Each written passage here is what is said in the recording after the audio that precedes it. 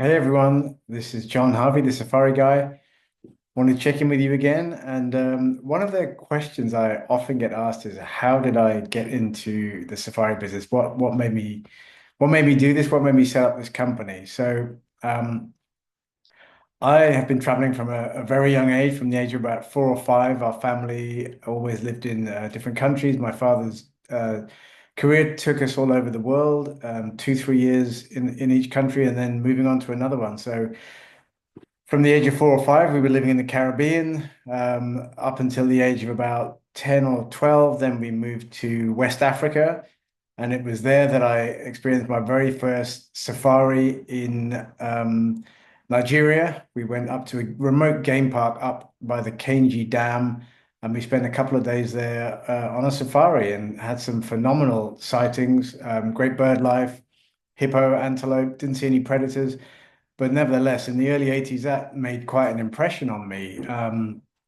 Continued to travel for most of my formative years. And then in the 90s, early mid 90s, went back through Africa backpacking, set off on a 6 month trip leaving London and overland all the way down through the continent. And that again, that kind of galvanized my passion for Africa, certainly the people, the wildlife, the variety.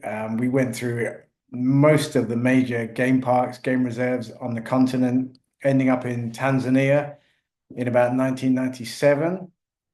And there I set up a dive center with my partner, a PADI dive center, and we taught hundreds of people to dive right on the Indian Ocean, pretty close to Zanzibar and Dar es Salaam.